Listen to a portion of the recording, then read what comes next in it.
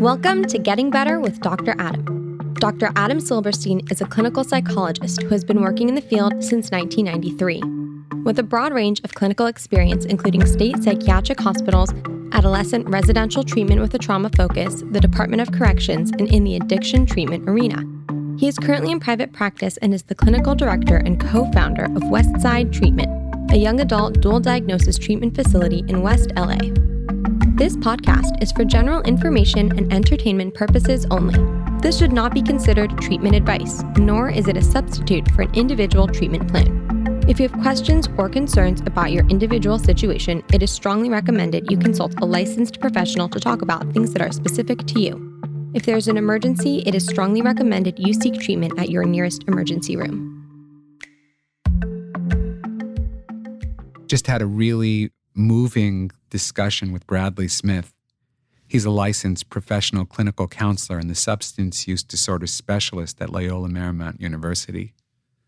He told such a moving story about himself, sort of the rise and the fall as a musician and an entrepreneur, and how he became inspired to work in the field of substance use and mental health, and how he helps people arrive at decisions to help themselves. And what a moving topic of college recovery and college struggle, mental health issues in the college communities, and how he is on the ground helping young adults make better choices. So I hope you enjoy this podcast of Getting Better with Dr. Adam with Bradley Smith.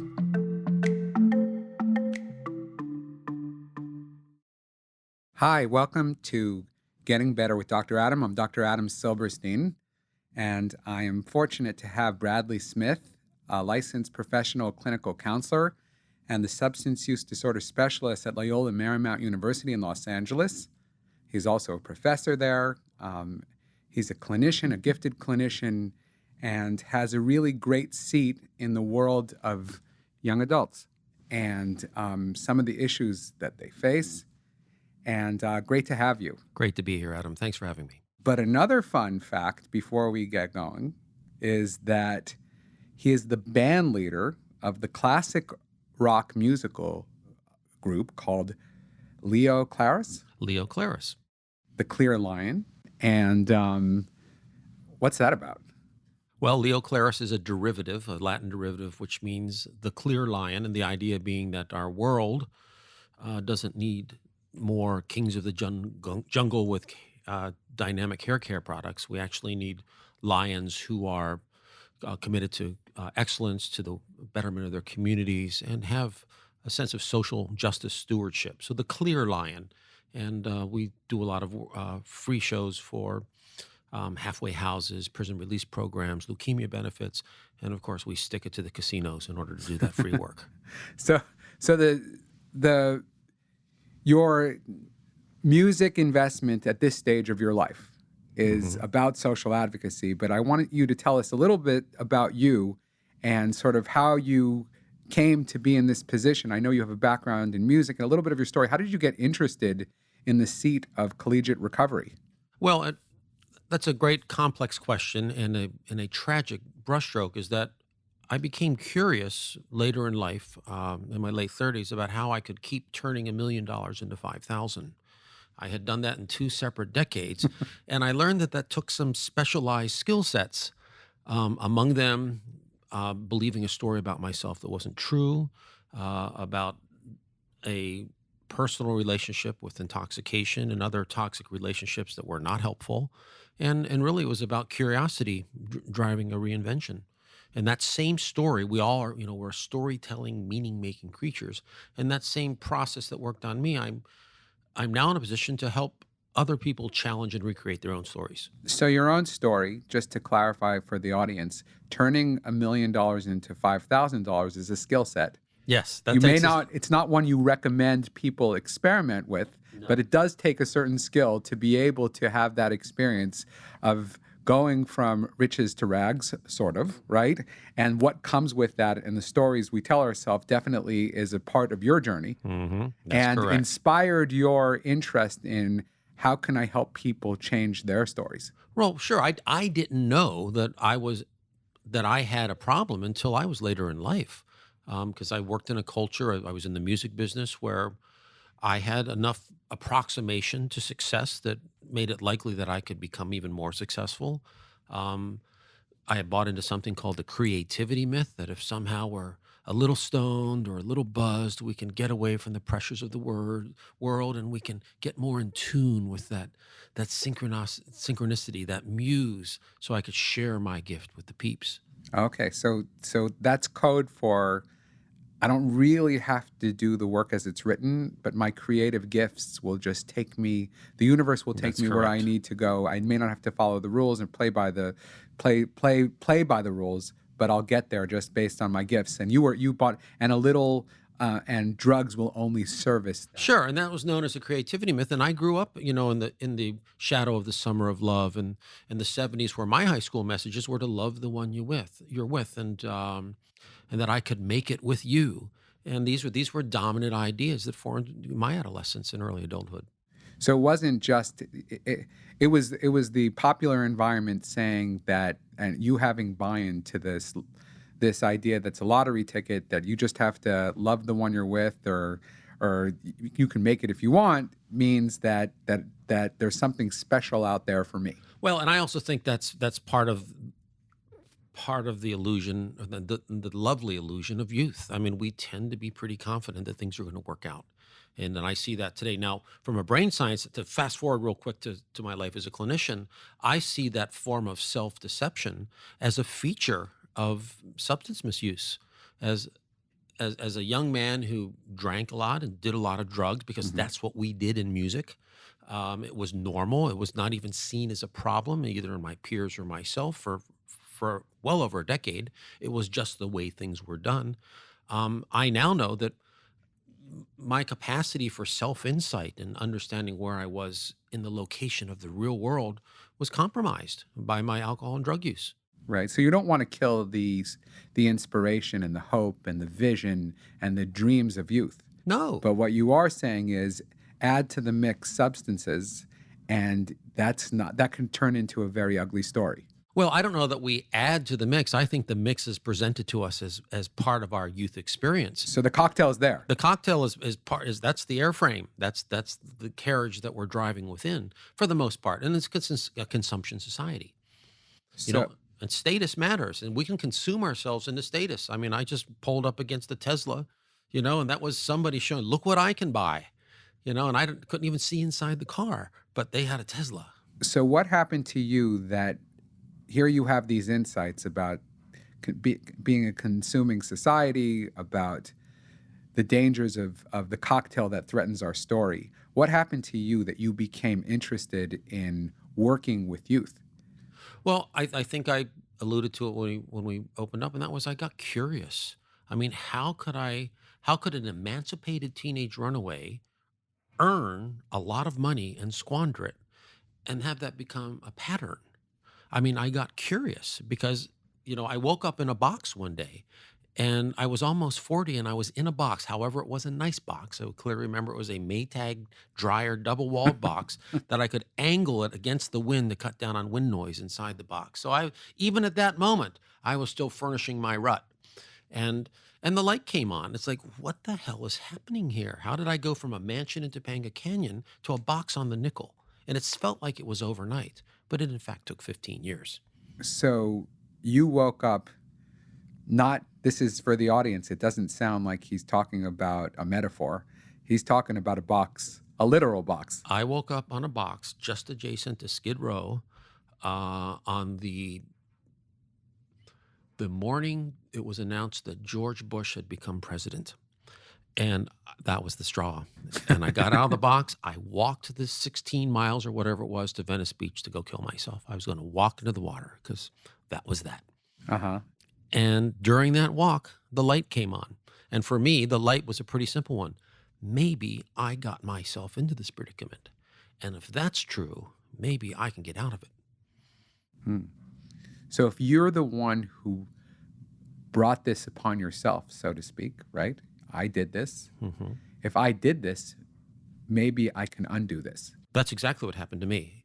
And I had the curiosity underneath it. And that curiosity was, of course, some self-criticism and blame and shame and all these things that we now know underlie curative or restorative moments. And that was, how could this have happened? How could I not have known? And I remember years later, I'd ask my friends, I said, well, how could you not tell me? And they would smile and say, we did.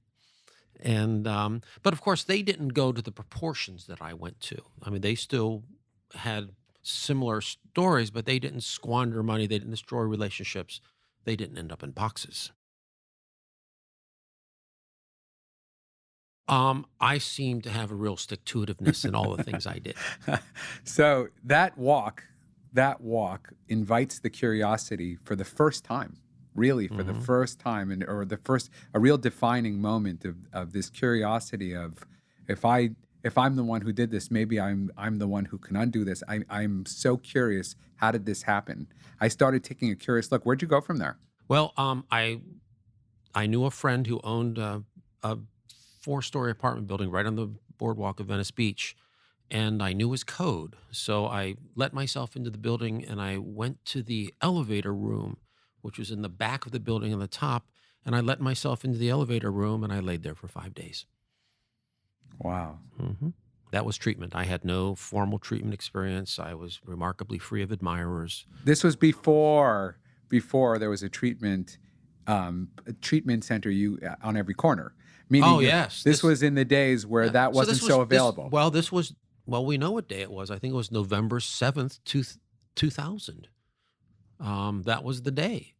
And for me, who I lived my entire life in my mind had finally said, wow, you've got to do something or you're going to die. And of course, during that walk, that was my intention. I was going to walk into the Pacific Ocean and keep walking.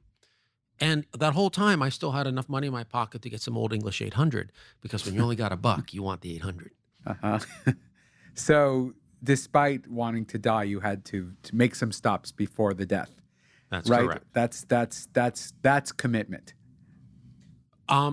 I will say that this is where I'm able to say I did have some significant, a dominant idea is there's some intervention, there's some higher power, some spiritual awakening. There's a lot of language around that. But for me, I will tell you that I did in fact have some type of larger than self-awareness. It was brief, it was fleeting, but it was also enough. And the idea got planted in my mind that I could, instead of walk into the ocean, I could go sleep in the elevator room of a small building on Venice Beach and just lay there for a while, figure it out. And I laid there for 5 days. It was not the plan, of course, but that's how it worked out. So that 5 days, right, turns into, I'm speaking in front of an expert in the treatment of substance use disorders. So take me from that 5-day experience, sitting in an elevator room, not even announcing to your friend, not even going to your friend's house, you had the code, hiding out there, somehow making it. How do you get from day 5, sort of waking up there, to the space of, I think I want to help young adults? Well, I think the fair answer, Adam, is by accident. There was a whole series of seemingly inexplicable experiences, mostly people placed in my path that seemed to be at the right place at the right time. When I was found in the elevator room, I was found by the owner of the building. And after he was done hating on me for a while, let me sleep in a closet. He said, we're going to upgrade you from the elevator room to a closet. And so I got to go into a closet in the second floor of that building where he had his office for his business. So like an upgrade to business class. Yeah, I went. You went from the where they stored the luggage to the coach. Oh yeah, I also was. You got a coach seat. I was also issued a lounge chair cushion from the penthouse deck, so I could sleep on a cushion. So closet, lounge, a cushion. I had a cushion. There's the and a upgrade, closet, and well appreciated. And there was a bathroom in the office. Wow, a suite. Yes. You go to the suite. So that's the first. That's the first human gesture, the first intervention, so to speak. And an interesting aside: a year later, or a year and a half later, I would give that gentleman a what's known as a chip, for a year of their own recovery from a different issue, and so and he would tell you that I saved his life. Wow. So that, I mean, and that just went on and on. That cascaded. This Right. kind of the kind of people I met, and for me, it was a lot of 12-step for the first 3 or 4 years. I mean, I did what I was told. I wanted to get better. I did not want to hurt like that again. And I never had what's commonly known as a relapse. I didn't have formal treatment. I did the complete self-help thing. I would often go to 3 or 4 meetings in a day just because that's how dangerous I thought it was to not go. So you determined the same determination that you can turn the $1 million into $5,000, lose the mansion. The same determination you pursued your recovery with is I want to get better. Interestingly, I would tell you now, remember, this is all with the view of hindsight, and there's probably inaccuracies, but I would tell you that it was an anti-determination. For the first time, I wasn't calling my shots. I was willing to look at other people who are going up and down this mountain and saying, well, they've gone up and down this mountain. I'm going to let them show me. And I kind of removed my stewardship of my decision making for a while. Right. And it feels organic, but I look back and I now know that I had a lot of very wise counsel around me. So your mentorship, right, was a willingness to take direction and a willingness to be guided because they had done the journey before you. Sure. And there's this wonderful phrase in the 12-step community called the gift of desperation. And I definitely had that. I was done. So here you have all these angels in your life Fair. that just that stumble in your path, with a will, with you as a willing, when the student is ready, the teacher appears, right? That was my experience, yes. And they're taking you along, and how do you get to? So from there, that turns into what? How do you get to Loyola University and collegiate recovery? Well, as many of us know, that the folks who enter recovery and sustain it for a year or two, they're actually highly skilled people with higher order social and emotional intelligences. They're curious, they're brave. There's a lot of upside. This idea of the garden variety addict or alcoholic really isn't accurate. And so by the time I was 2 years sober, it was the real estate boom, and I was a top producer in the pit of a major West Side real estate agency, and I was banging down $10,000 a week on average, and I was hating it. It was just before the bubble. Well, not just before. I was in that field for a few years before the bubble came and broke in the Great Recession. But I found the very act of real estate for me to be anti-recovery. I did a lot of misrepresentation, omission. I made things seem nicer than they were. For instance, if there was a spray of bullet holes, I would call that good spackling work. If there was a composition roof, that would be code word for a completely illegal fixed roof that's going to fail on you. And I mean, I had a real issue with that field. So it wasn't, forget about the rewards, all the riches. It didn't sit well with you. And just a side note, it's so interesting to me in my work. I work a lot with people with substance use issues. These are crafty, intelligent, capable, make it happen, right? Really, really good at reading rooms, psychologically savvy, perceptive, and so forth. So you strike me in the same way. It's like I'm homeless, but here I'm back in the world. I kill it, right? I can kill it, but something doesn't sit well with my soul. So that not sitting, to go to your question, that something is not sitting, and I don't even know that I had what we would now call a soul with any type of principles or values or boundaries to it at this time.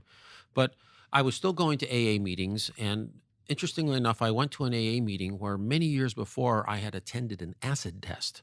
And that literally was a thing. I'm old and I'm giving away my age now, but where new recipes would come down, usually from Northern California, and we would test formulations of liquid LSD. And this church in Santa Monica, a well-known church, also hosted an AA meeting. And I went to that church, and on the way out after the meeting, I saw a flyer in their kiosk of community announcements that learn to become an alcohol and drug counselors. The regulations are changing in California in 2004. And sure enough, in 2004, they were finally going to not be the worst state in the union for credentialing alcohol and other drug counselors. You would have to have some structured education. So you stumble upon... I stumble upon a flyer in a church.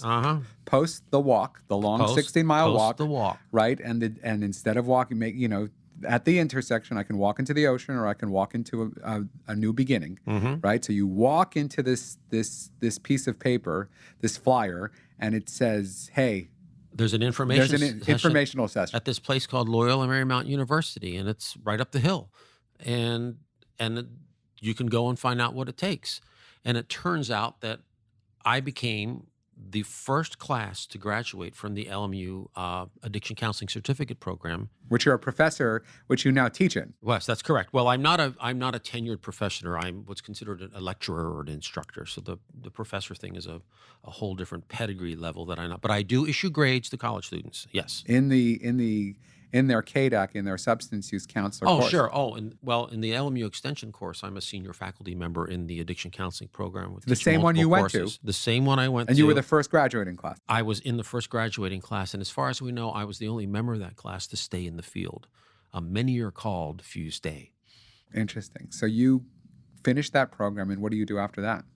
Well, the program was going to be axed because there was only 8 people in the program. I was one of 8 in the graduating class.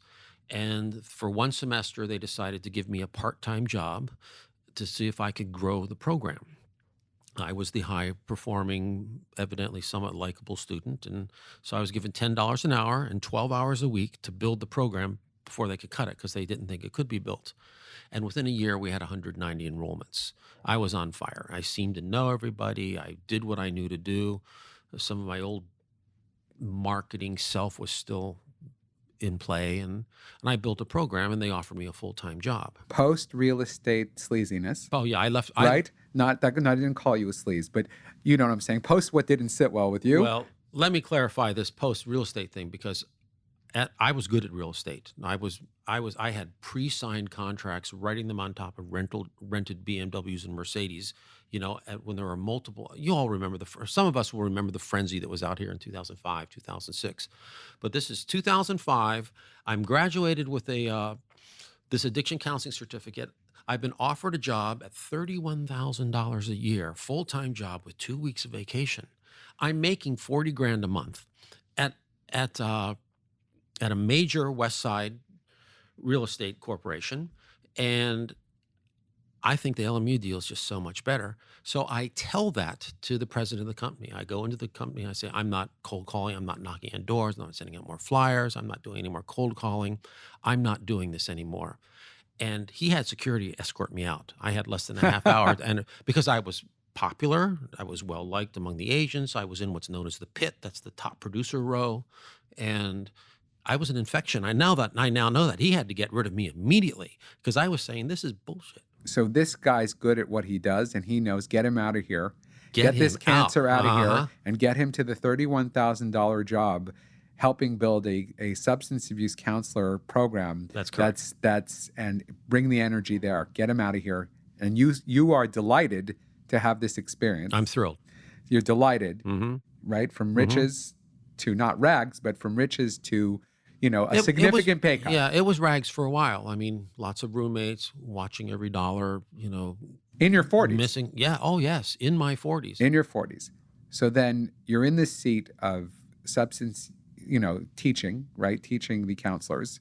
Well, I'm building a program, okay? I'm able to articulate the program. I'm able to attract faculty. I'm able to get grants. I'm doing all of the nomenclature, the mechanical work of building a program. I'm not teaching yet. I didn't begin teaching there until 2007, and that was a test prep course because I had one of the highest scores that had ever been recorded for that test at the time. And they said, well, why don't you tell us how you did that? And so I created a test design program. That's still in place to this day. So this program is becoming fortified. You're a major part of the growth. And are you affiliated with the broader university, with the young adult population at this time? Not so much, but I'm starting to see the data about what normal college drinking, national data, and the data that our own psychology department and affiliated research actors are coming forth of what's normal drinking and drug use at an American university. And I'm saying that these things don't match. What the data, what the official university line is about what is normal drinking rates and about how much, and what my experience were, there was an incredible disconnect from that. Where was the disconnect? Well, in what was being reported to me in my experience, what I was seeing for myself on campus, and what I understood of self-reports. So when you ask students how much do you drink, and they may not be accurate all the time. So you're saying that it was the researchers, the kind psychologists, and the good people of the world who collect information, Yeah, and good right? people indeed. Right. The good people who collect information were not getting an accurate read on the volume that you were Oh, seeing. they weren't. I mean, I was confident of that. What I didn't know was that I was poking a sacred cow. In a research university, research gets funding, research is methodical, it's defensible, there's policies and practices, and to challenge published data was really not done. But I didn't know that. And I just said, this is wrong. And So wrong. in my view, quite Right. wrong, yes. And so that led me to the higher levels of the university. Who is this person? Why are they saying this? And it got me some audiences. It also earned me my first of a long line of detractors. But that led the university to offer me a real job. So detractors mean we don't like this guy with the big mouth saying that the research is wrong? Well, you go through anybody who's published research and gotten a grant and gone at it with their best intention and with the best methods and practices. Someone says, no, it's not right. They're not automatically enamored. So somebody believes, hey, we should listen to this guy despite his going counterculture, despite his contrarianism. Somebody believes in you enough to say, let's give him some jobs in the student, amongst the students and Absolutely. faculty, that isn't just about building the KDAC program, the substance use counseling program. And therein lies the beginning of Therein lies it. your formal interfacing with the college. Well, as world. usual, something's going on that I don't know anything about. That this university, like many universities of its same size, was kicking kids to the curb. They had no response to an increasing alcohol and other drug misuse epidemic. And it was more and more becoming an ethical dilemma. Is our only response to alcohol and drug misuse, which has always been a wink and an eye, a wink and a nod in American culture, the college experience. Well, now we have all these escalating consequences. Our university was setting records for hospital transports, peer-on-peer violence, property crime. I mean, this is all escalating, and they had no way to deal with it other than expulsion. So I have competing interests here. I have a version of some people's American dream of the 18-year-old experience is I'm going to go to college and I have the right, I like to say, to be a dog off a leash for a bit, right? And I get to celebrate and sow my wild oats, and it's all good and it's no big deal. But there's a subset of that experience, right, that are going to land in the hospital in peer-to-peer violence and in campus episodes that are problematic. Absolutely. So it's not everybody, right? But you're noticing, hey, we're underreporting the amount of people who actually are having issues. And B, once they do have an issue, our best response at that time is out of sight, out of mind, you're out of here. Right? That's exactly what's happening. And it's happening system-wide across the United States. And we're all trying to grapple this. And this is right at the time where community mental health became in the purview of higher education. That suddenly higher ed, so that's a fancy way of saying colleges and universities, are now primary dispensers of mental health services. And there was a lot of resistance in the academies at that time. Help me understand. It happens to be that we have some people responding poorly, and it happens to be there's more mental health awareness. So there's those two meet.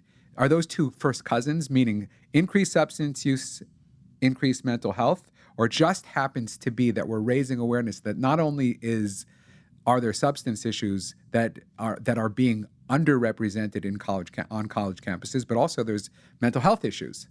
So those things are occurring simultaneously. And at the university that elevated me, we also had really clear, ethical, competent people that were willing to say at highest levels of the universities that perhaps alcohol and drug misuse is a response to conditions, and we should look at conditions as well.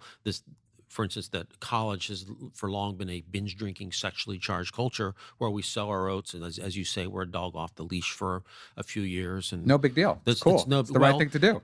Well, and whether it was cool or never cool, the fact is that the escalating consequences were now being able to have monetary costs associated, opportunity costs. That means that people are not doing their work while they're dealing with other dilemmas and crises, and there was no real organized response. So, as part of the people you run into, right, on this path, right, that fall into your path when the student is ready, the teacher appears, there are people in your university setting with the courage to challenge the status quo and to look at what are the conditions. Well, I now know they were looking for me. They were looking for me. They were aware of which took a lot of courage. What are the environmental factors that potentially could lead to these issues or aggravate these issues? So they're looking and you're looking, right? And you're starting to notice, oh my gosh, we don't know what to do. We don't really know what to do. So fast forward, right? Now that you're seeing this, right? Who's walking into your office? What's the profile of the student walking into your office? Today, in the now, so to speak? Back then in the now, what's the profile? Well, or has it changed even? Well, it has changed quite a great deal as we've become more sophisticated in anticipating the need. We now have some ideas of averages. But in the early part, what was walking to my office was, what are we going to do with this kid before he dies or he or she dies on campus or creates more mayhem? And by the way, their parent is influential. The family is well-meaning and intact, and everybody seems to be flummoxed. What do we do? So it's not, I drank too much one time. Oh, right? no. It's, I keep overusing a boatload of things. It could be alcohol, it could be pills, it could be cocaine, stimulants, it could be opiates, it could be anything. This is a train wreck. We're watching it, and it's just a matter of time. This feels like death. This feels well, like and we also know that we've been watching this for some time. This is not a sudden realization. Across decades, we've watched this maturation process in higher education of this, what I call binge drinking, sexually charged period of life. So in the early days, you get someone who's palpably in trouble. Oh, it's a disaster. It's palpable, and it's a disaster that's not waiting to happen. It's happened. It's just about to crash.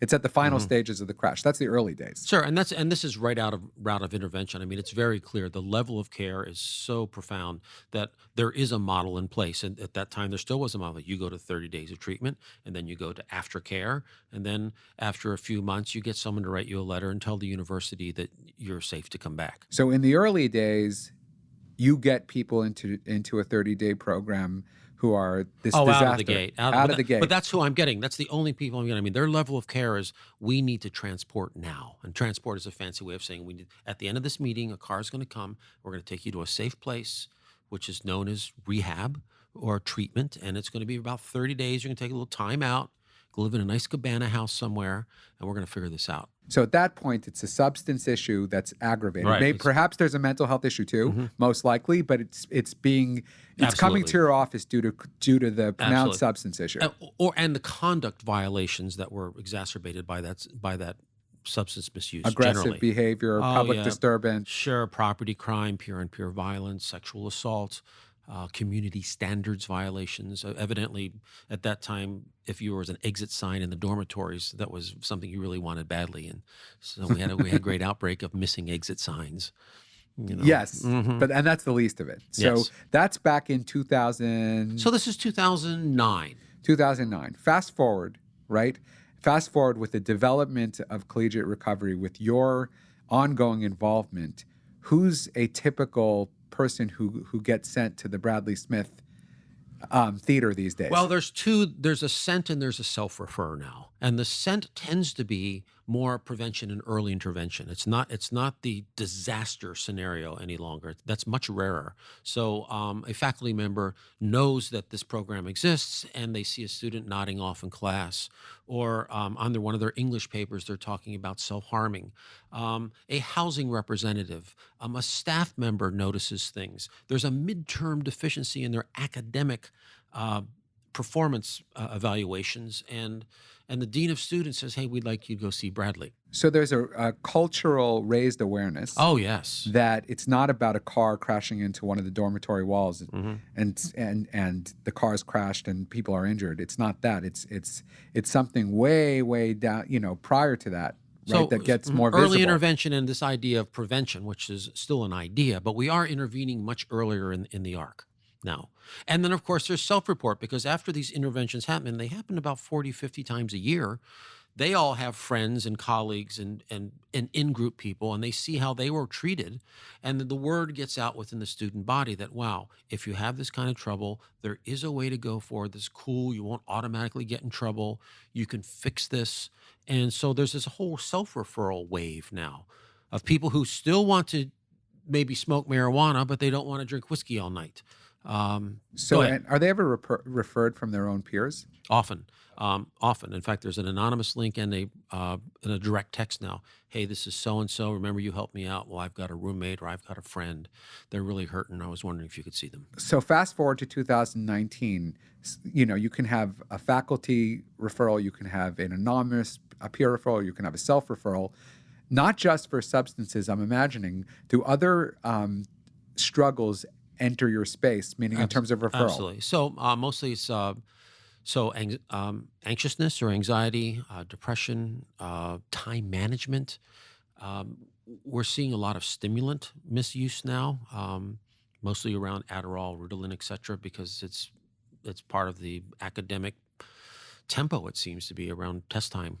So college campus, and it's not just I'm in trouble for substances, let's transport him. I like that word. Let's get him out of here. Let's get her out of here. This is community mental health. That's what it is. In fact, we now look, at least at my university, we look at what is commonly known as addiction as a subset, as a simple response to conditions. We're often seeing the best solution available to our young people, that they know how to deal with other layers of distress, be it anxiety, social status, economic pressure, what we call self-construct, or how they feel about themselves. It's sophisticated. It is sophisticated, and it sounds like a really good university. If I'm a parent sending a kid there, right, I know that if my kid has struggles, there's going to be early identification. Well, you can't drown in public at our place. I mean, it doesn't happen. So I'm curious, sitting here listening to this, and my question is, was this always this bananas? So if I was a college student in 1956, right, at a state university, were we just missing things, or are there factors in our environment that actually make? Because I've heard of community mental health, right? I never thought of community mental health as a college campus. Is something going on, or is there just raised awareness? My sense is there's raised awareness and there's proportionality. In the 1950s, there were 150 million Americans. Now there's almost 400 million. And so we are seeing a few things. We're seeing denser numbers, larger numbers of people encountering these dilemmas, these community mental health indices. And also in the last 20 years, we've had things that have never happened before, the advent of widespread use of psychotropic drugs. So that's depression meds, anti-anxiety meds, et cetera. We've seen the instantaneity of the internet, where we can suddenly comparing our lives to this internet life, which may or may not be helpful. And the other thing that we really have to understand, at least for people like you and I who are later in life, is that this is the wealthiest epoch, that humankind has ever known. There is wealth now that wasn't present in the 80s or 90s, even early 90s. So if I were going to write again as a doctoral student, if I had to go back, I'm very interested in what you're talking about. I would write about problems of abundance. I see it too, and I see a certain type of social pressure. It's tough out there. It's tough out there, and my speculation, and I don't have, is that some of the challenges that face young adults today, there's a lot of pressure. It's not so simple. It's a lot of pressure to execute and deliver as a young adult that probably is welcome symptoms and solutions in substances. And we've forgotten that. We've forgotten how complex and difficult it is to be young right now, in my view. So you said earlier that somebody comes into you, they'll say they're having a problem with cocaine or Adderall or even prescription pills, and they're like, I got to stop this, but I'm not going to stop smoking weed, right? Now, that doesn't sound consistent with your story of the upgrade in the closet, right? That guy from 2000, from 2000, right? That guy's going to have a hard time using anything. Well, that guy was end stage middle life. This is, now I have a 19-year-old who isn't interested in ideas of surrender, of powerlessness, of abstinence for life, but they would like the negative consequences to be reduced. So they're curious about something what we know broadly as harm reduction or So moderation. so here's the part that I'm interested in terms of getting better, right? So you're saying something that could be in the broader community of treatment ideas, right? There's competing ideas about what's considered getting better. It used to be sober or not, Hmm. right? And now there are many factors to look at, and it's a Sure. long process, Hmm. right? Some practitioners still view it very clearly, sober or not, and other people look at it as a long process and moving towards a goal, right? Moving towards a goal. It sounds to me that harm reduction to you is you're going to get somebody saying, I don't want to have all this pain. I'm not willing to stop everything, but I also don't want this pain. And here they meet this guy who's had an experience, right? You Hmm. called it end stage, right? Hmm. End stage experience, and they're in early stage That's experience. correct. So how do you help them? Well, I do two things. First of all, I do a severity assessment in the moment, and that's a fancy word, but are they a baby in a burning window? If they, let's just go with the metaphor for a moment. If this is a baby in a burning window and the home is ablaze, I'm not going to argue with them about what angle of my ladder is going to go. I'm going to go up to the baby and say, "Would you like to get out of the fire?" And then I ask them, "Are you willing to be inconvenienced for a little bit in exchange for staying out of the fire?" That's mostly what I do. Can you be inconvenienced for a little bit? And we talk about an idea called timeout. Can we just pause? Can we reevaluate? Can we do it together? We always try to find strengths. I'm fond of saying, I immediately try to catch them doing something right. Because as you said earlier, Adam, a lot of the people in your caseload, they're actually quite clever and high functioning and and have staminas and capacities that are unusual. They're just used in ineffective ways sometimes. So I try to catch them doing something right. And what I also heard in what you're doing, which I believe in too, is I'm in a partnership with you, right? This house is it's being torched. Hmm. Do you want to step out? I need you to ask your permission. Would you like to step out of this fire? That's correct. But here's I use that fancy word called severity assessment. But most of the time, I have a student running to me, male or female, and they're holding their coffee table. And their coffee table has a big fire on the top of the table. And they're saying, "Help me put out my coffee table." And when I look at them holding that coffee table, I look behind their shoulder and I see their house ablaze. And so I will tell them, "No, I will not put out your coffee table, but I will help you put out your house fire." And that's also a aha moment in a way. Hmm. And that is going to require you being willing to take a bit of a timeout, Well, time out, if for nothing else, just to reset tolerance a little bit. right? So we're going to take a break. You're going to be a partner with me in taking a break. And we're going to reevaluate because you can't. It's hard to make good decisions when the house is on fire, Sure. right? And you get by. That's a good. And we're not talking about anything forever. We're not talking about major future decisions at this point. We're talking about what's the immediate need. That's correct. And I'm willing. And we're in a partnership together. Well, but I ask for a commitment, and that commitment is, can you give me a sense of how much you're willing to be inconvenienced? Because it will be inconvenient to not do 2 grams of cocaine tonight.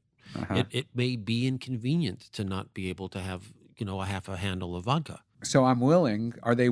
Let's say I'm willing. Mhm. Is the individual who's willing to take it to a level of, and I'm willing to get help for it. And at that point, we bring in the big idea, at least the idea that we use here, is that I now assess for safety. Is this person a danger to themselves, or more importantly, are they a danger to the community? Because a lot of these kids that come to me are charismatic. They have high tolerances.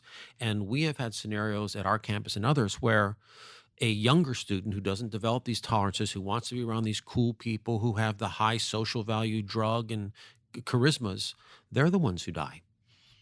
And so is a charismatic, high tolerance individual actually a danger to somebody who's not? So you're looking at the college milieu. You're looking at the harm to self, potential harm to self, and you're helping assess at that point what would be the next logical decision in the best interest of everybody involved. Well, I remember a student once in the freshman dorm, we'll just call him Crazy Rob, and he had a name like that. But Crazy Rob was transported with a blood alcohol content of 3.8, which is near death.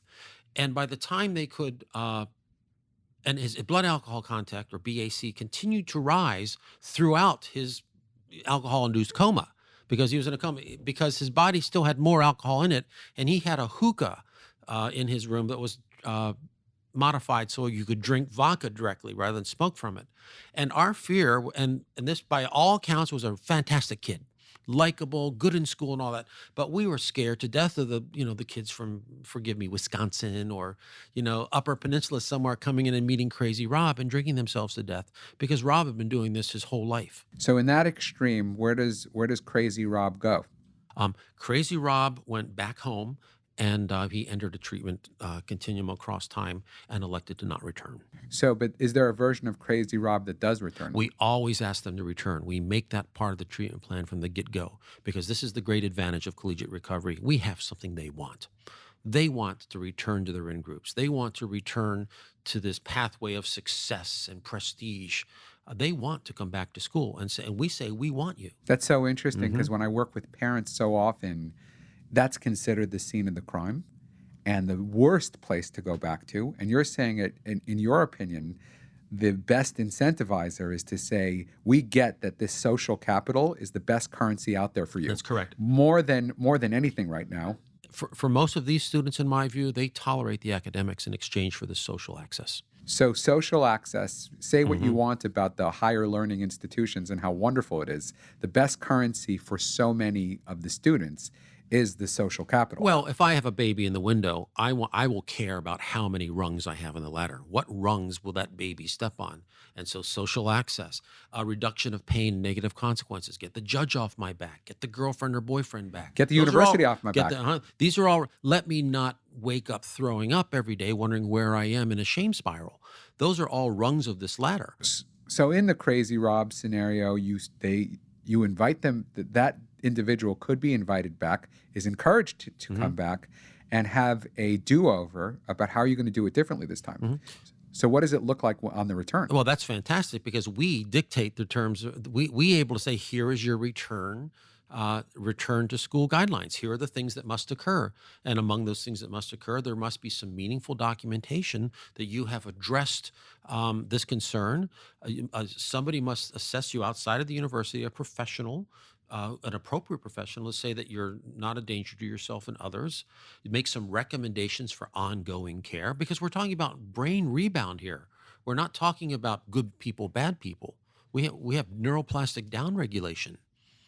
So I'm wondering if this person who has a stimulant, let's say Crazy Rob was a stimulant user and he comes back. Well, it's polydrug use. It's not. So let's say I long for the garden variety so of let's alcoholic. say it's They don't stimulants, exist. opiates, benzos, comes back and says, I'm so good, I'm just going to smoke weed. I can't do that. I can't mess with that stuff. So we have a case like that currently, and they have the documentation, they've done the work, the treatment experiences, this is not their first treatment episode, and they say to me privately, well, I'm still going to smoke weed because it's the only thing that helps with my anxiety. I smile and say, don't get caught. I say, because that's not, I said, this is the academy. This is not the trailer park. Here are the language of our product is GPA. We confer diplomas. And you're telling me that you are going to use a drug that's known to downregulate attention, memory, and motivation. You're eroding my brand. I may not want you. So don't let me know you're doing the one thing that actually diminishes the value of our product. So what does harm reduction mean? Well, harm reduction, for instance, I run the marijuana moderation group at our university. And for the most part, moderation or harm reduction, we don't get to moderation. We get to harm reduction mostly. Harm reduction in the last semester was mostly, could you not wake and bake, which is when you first thing in the morning you roll over and you do a toke. Could you not wake and bake, or could you delay first use, such as a common clinical approach?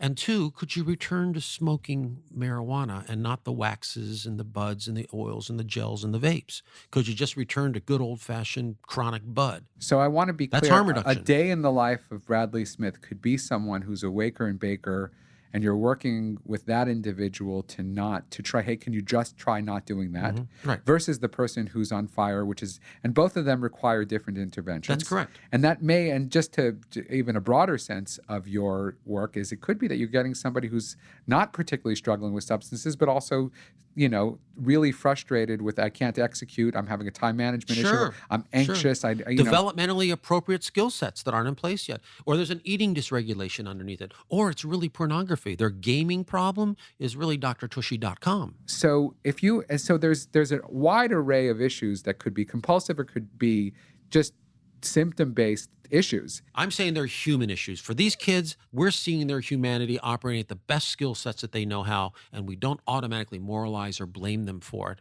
but we engage them in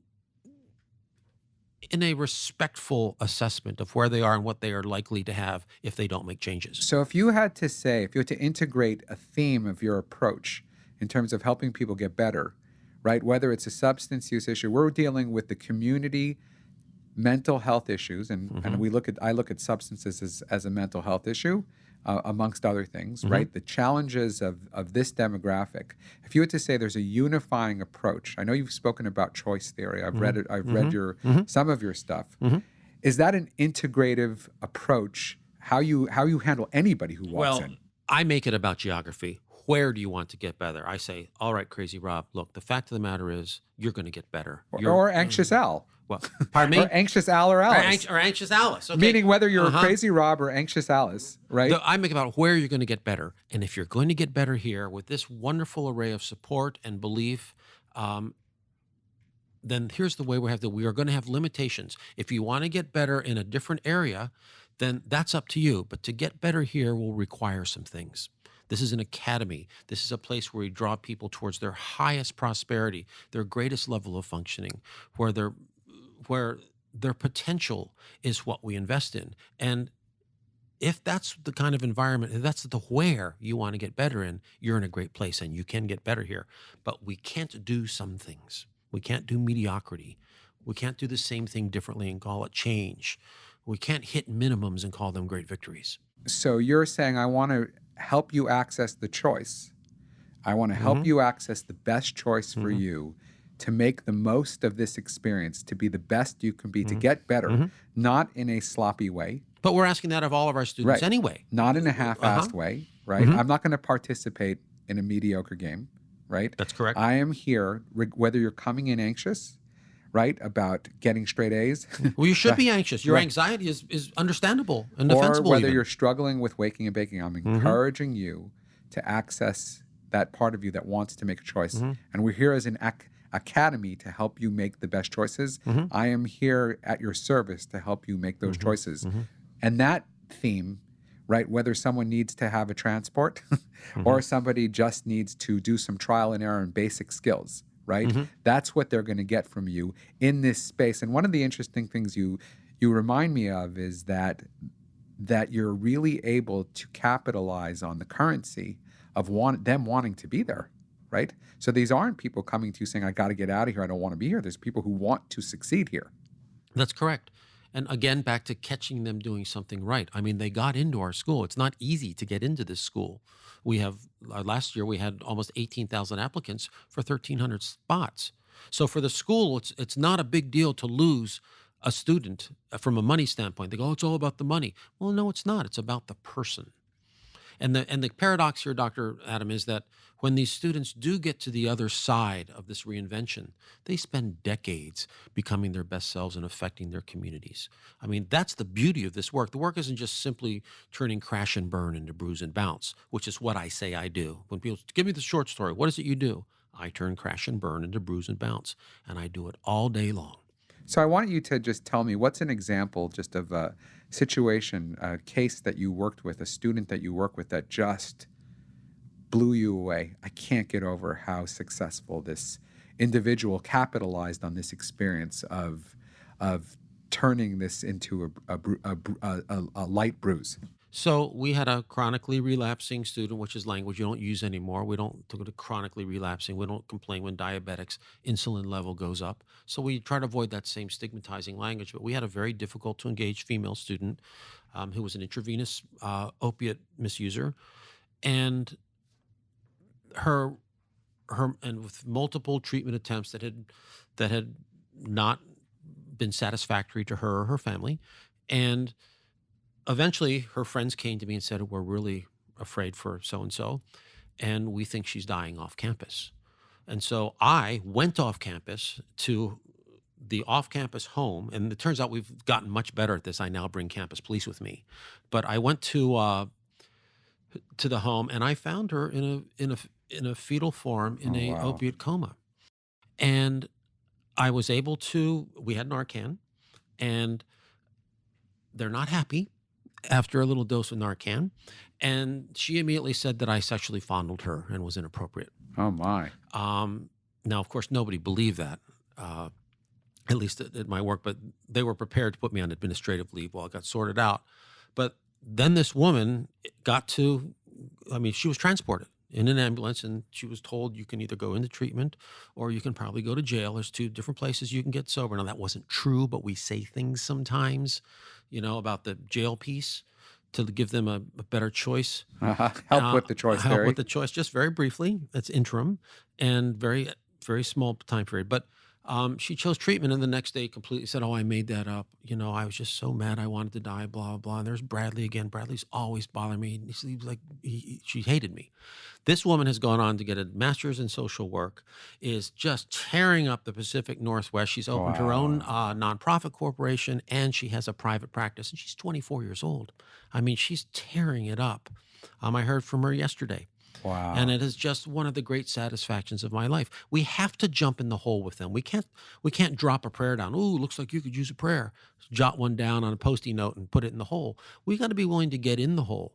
And we're artists, and artists means we're going to spill paint. We're going to make some mistakes. It's going to be sloppy sometimes, but that is the cost of art. And these kids do get to the other side, and we have a wonderful recovery rate.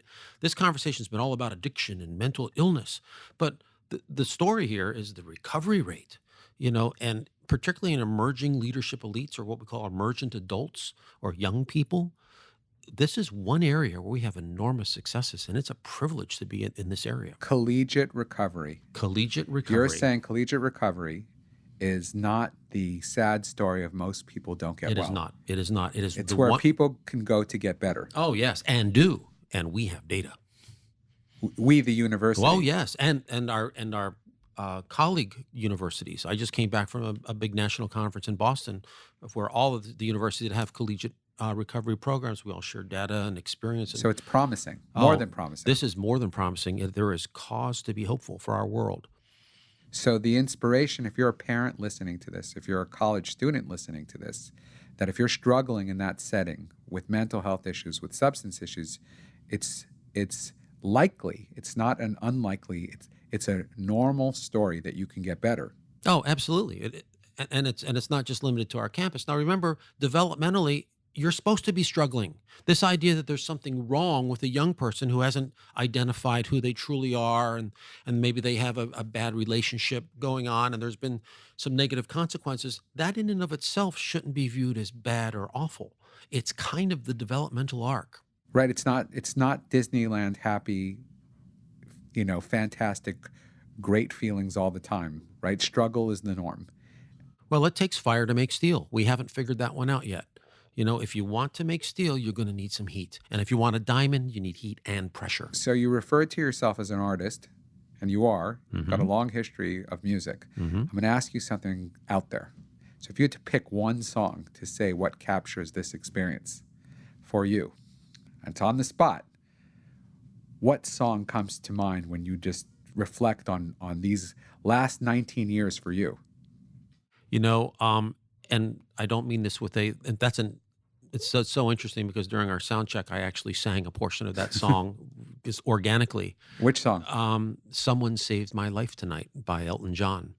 And I want to remove any religious overlay to that, but someone saved my life. And it's relationships that heal. It's not methods and techniques. It's not therapeutic principles. It's relationships. And I had an array of someones. Someone saved my life. Yes, I had some willingness. Yes, I had been at the end of a desperation cycle where I was sick and tired of being sick and tired, to borrow another phrase. But I had a series of relationships that profoundly influenced my life, and now I'm paying it forward, and I'm choosing to do it with young people because when they turn it on, they keep it on for 40 years. That connected spirit that was given to you, the relationship, the connection, you're paying forward. I've had a wonderful time talking to you. That was of all the ones I've done so far, of all these discussions, getting better with Dr. Adam, this has been such a inspiring one, right? It's that there's so much optimism and hope, especially in this college space. Mm-hmm. So thank you for joining us. Oh, my privilege. And I would look forward to having you again. Thank you, Adam. This podcast is for general information and entertainment purposes only. This should not be considered treatment advice, nor is it a substitute for an individual treatment plan. If you have questions or concerns about your individual situation, it is strongly recommended you consult a licensed professional to talk about things that are specific to you. If there is an emergency, it is strongly recommended you seek treatment at your nearest emergency room.